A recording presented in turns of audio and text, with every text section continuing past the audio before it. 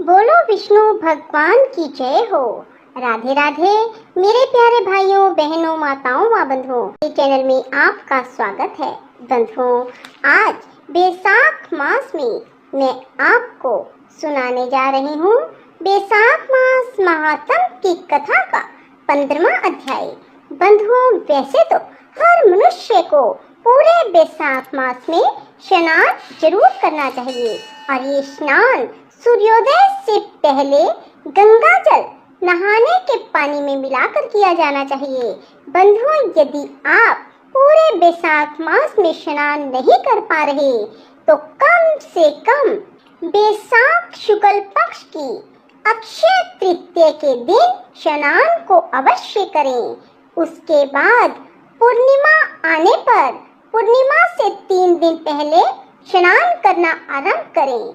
और यदि आप बैसाख मास में अक्षय तृतीया और पूर्णिमा के पास आने वाली जैसे कि त्रयोदशी तिथि, चतुर्दशी तिथि और पूर्णिमा के दिन भी बैसाख मास के स्नान कर लेते हैं तो आपको पूरे बैसाख मास के स्नान के बराबर फल की प्राप्ति होती है। बंधुओं, कहा जाता है जो मनुष्य भी अक्षय तृतीया के दिन स्नान, दान आदि करते हैं उनके हजारों पाप शीघ्र नष्ट हो जाते हैं। अक्षय तृतीया के दिन स्नान और दान करने से मनुष्य के भक्ति, मुक्ति, धर्म, बल आदि बढ़ते हैं और जो मनुष्य भी अक्षय तृतीया के दिन स्नान करते हैं उनके पर स्त्री गमन दोष भी नष्ट हो जाते हैं। बंधुओं, बैसाख मास की 3 तिथियां त्रयोदशी, चतुर्दशी और पूर्णिमा अति शुभ, पुत्र पौत्र आदि देने वाली और पाप नाश करने वाली हैं। जो सारे बैसाख मास में स्नान नहीं कर सका वह इन 3 तिथियों में स्नान करके पूर्ण फल प्राप्त करता है। इस प्रकार जो मनुष्य भी बैसाख मास महात्म की कथा को सुनते हैं वे परम गति को प्राप्त होते हैं।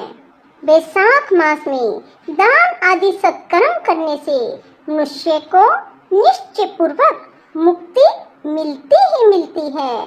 जो मनुष्य भी बैसाख मास में स्नान करते हैं, दान करते हैं, उनके सभी पाप कर्म समाप्त हो जाते हैं और उनके जीवन से दुखों का और परेशानियों का अंत हो जाता है।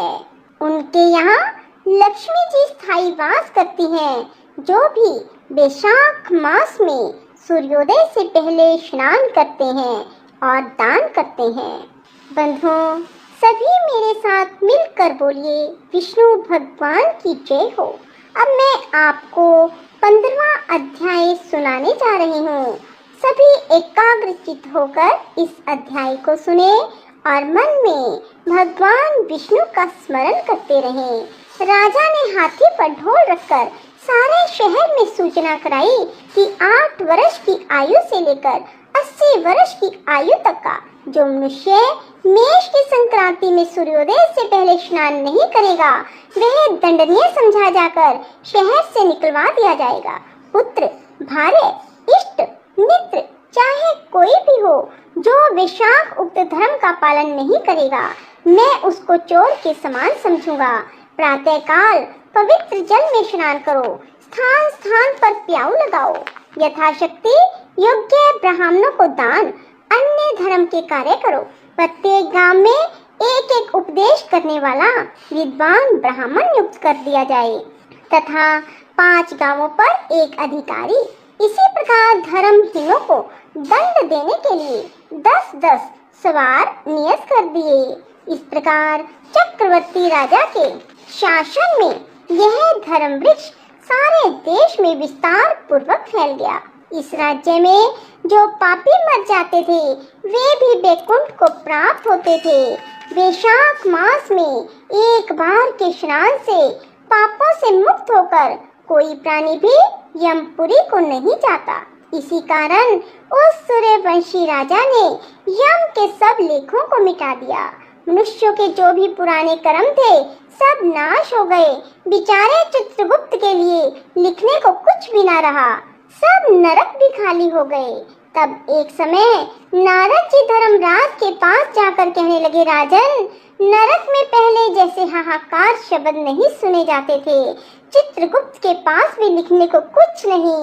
हाथ पर हाथ रखे मुनि बैठे हैं। बड़े बड़े पापी भी अब तुम्हारे लोक में नहीं आते।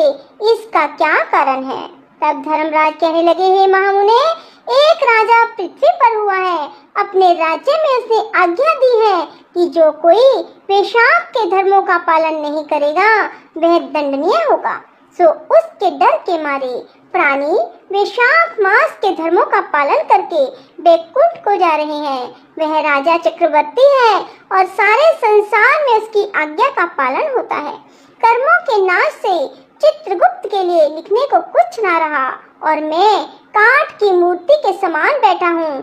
अब मैं युद्ध करके उसको मारूंगा, क्योंकि मेरे पास अब काम कुछ ना रहा और सेवक को स्वामी का कार्य अवश्य करना चाहिए। यदि वह मुझसे नहीं मरेगा तो ब्रह्मा जी के पास जाकर सब निवेदन कर दूंगा।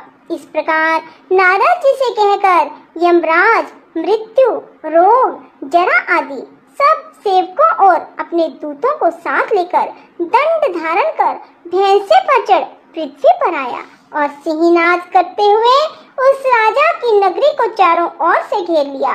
इससे समस्त प्रजा अत्यंत भयभीत हो गई।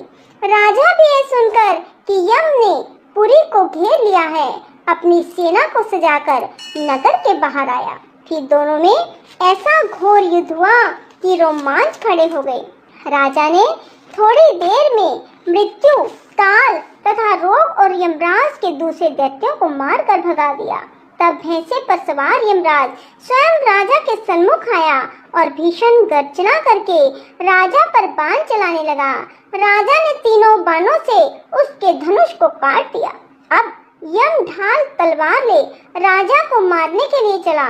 तब राजा ने उसकी ढाल तलवार भी काट दी और काले सर्प की फुंकार मारता हुआ क्रोधित होकर एक बाण यम के मस्तक पर मारा। तब यमराज ने क्रोधित हो अपना दंड उठाया और ब्रह्म अस्त्र से अभिमंत्रित कर राजा पर छोड़ दिया। उस समय बड़ा हाहाकार मच गया। तब विष्णु भगवान ने अपने भगत की रक्षा हेतु सुदर्शन चक्र छोड़ा, जो युद्ध स्थल में आ दंड से युद्ध का ब्रह्म अस्त्र को निवारण करता हुआ यमराज को मारने लगा। यह देख वह भगत राजा भयभीत होकर चक्र की स्तुति करने लगा। हे विष्णु भगवान के भास के आभूषण सहस्त्रधार, तुम्हें नमस्कार है। भगवान तुमको सारे लोक की रक्षा के लिए धारण करते हैं, क्योंकि जो देवताओं के द्रोही हैं तुम उनके काल हो। सो हे जगतपते, इस यम की रक्षा करो। ऐसी स्तुति सुनकर चक्र यम को राजा के पास छोड़कर स्वयं बैकुंठ को चला गया। फिर यम उदासीन होकर ब्रह्मलोक में ब्रह्मा जी के पास गया। उसको इस प्रकार देखकर सब सभासद विस्मित होकर आपस में कहने लगे, यम का यहाँ पर कैसे आना हुआ? कहीं ब्रह्मा जी के दर्शन को तो नहीं आया? इसको भी कभी क्षण भर को भी अपने काम से अवकाश नहीं मिलता। देवता तो आकुल है, ऐसी बात ना कभी पहले देखी है ना सुनी। यह सब ऐसे ही कह रहे थे कि तभी प्राणियों का स्वामी और सूर्य का पुत्र यम ब्रह्मा जी के चरणों में इस प्रकार गिर गया, जैसे जड़ से कटा हुआ वृक्ष निराश्रित होकर पृथ्वी पर गिर जाता है। वह त्राही त्राही पुकारने लगा, हे देवेश, मेरा अत्यंत अपमान हो गया है। मेरे वस्त्र फाड़ डाले, मुझको अत्यंत पीटा गया, मेरी प्रतिष्ठा और मर्यादा सब भंग हो गई। हे कमलासन, आपके होते हुए मेरी यह दुर्गति हुई। ऐसा कह यम मूर्छा खाकर पृथ्वी पर गिर गया। तब वहाँ पर बड़ा कोलाहल हुआ। सब आपस में विचार करने लगे, जो स्थावर जंगम सबको खाने वाला, मनुष्यों को संताप देने वाला दुखी क्यों हो गया?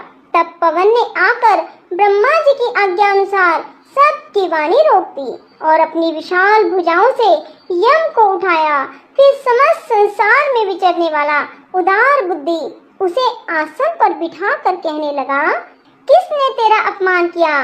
तुमको तुम्हारे स्थान से निकाल दिया, तुम्हारे वस्त्र और बही खाते किसने फाड़ डाले? सो यह वृतांत तुम ब्रह्मा जी के सन्मुख कहो, जो सबके पितामह हैं, वे ही तुम्हारे दुख दूर करेंगे। जब यम ने पवन के ऐसे वचन सुने तो यमराज ब्रह्मा के मुख की तरफ देखकर अत्यंत दीन स्वर में सत्यता पूर्वक सब बातें कहने लगा। बोलो विष्णु भगवान की जय हो। राधे राधे, जय श्री कृष्णा। बंधुओं, यदि आपको हमारी वीडियो पसंद आए तो इसे लाइक करें और शेयर भी जरूर करें। धन्यवाद।